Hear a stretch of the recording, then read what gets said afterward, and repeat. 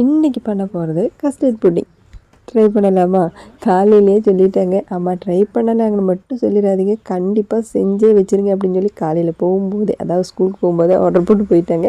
அதுக்கு தான் முதல்ல பால் எடுத்து கஸ்டர்ட் போட்டு மில்க் மேட் ஊற்றி நல்லா மிக்ஸ் பண்ணதுக்கு அப்புறம் மட்டுமே தான் நம்ம ஃப்ளேம் ஆன் பண்ணிக்கணும். இல்லைனா சீக்கிரமாகவே கட்டை பிடிச்சிக்கும். சிம்மிலே வச்சு நல்லா இந்த மாதிரி கைவிடாமல் மிக்ஸ் பண்ணிக்கும்போது நல்லா திக்னஸ் ஆகும். இந்த மாதிரி திக்னஸ் ஆனதுக்கப்புறமா நல்லா ஒரு பவுலில், நம்ம எந்த பவுலில் செட் பண்ணுறோமோ அந்த பவுலில் இந்த மாதிரி ஊற்றினதுக்கப்புறமா ஒரு 2 ஹவர்ஸ் ஃப்ரிட்ஜில் வச்சுக்கலாம். ஸ்கூல் விட்டு வரும்போது கரெக்டாக இந்த மாதிரி ரெடி ஆகணும் அப்படிங்கிறக்கு வேண்டி மட்டுமே தான் நான் ஃப்ரிட்ஜில் வச்சு எடுத்தேன். நீங்கள் வெளியில் வச்சிங்கனாலுமே இதே மாதிரி ரெடி ஆயிரும். சூப்பராக ஜெல்லி மாதிரி இருக்கும் சாப்பிட்றக்கு. இந்த மாதிரி குட்டி குட்டி பீஸாக கட் பண்ணி அப்படியே அவங்க வர்றதுக்குள்ளே நான் டேபிள் மேலே வச்சுட்டேன்னு வைங்களேன், இந்த ஒரு ஸ்நாக்ஸை பார்த்ததுமே ஹாப்பியான ஒரு ஸ்மைலு நம்மளை பார்த்து.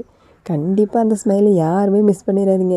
நம்ம வீட்டில் இருக்கிற குட்டீஸுக்கு இந்த மாதிரி ஒரு புட்டிங் கண்டிப்பாக ட்ரை பண்ணி பாருங்கள். சாப்பிட்டதுக்கு அப்புறம் சொல்லுவாங்க, அம்மா இந்த உலகத்திலே பெஸ்ட் அம்மானா நீங்கள் தாங்கம்மா அப்படிங்குவாங்க.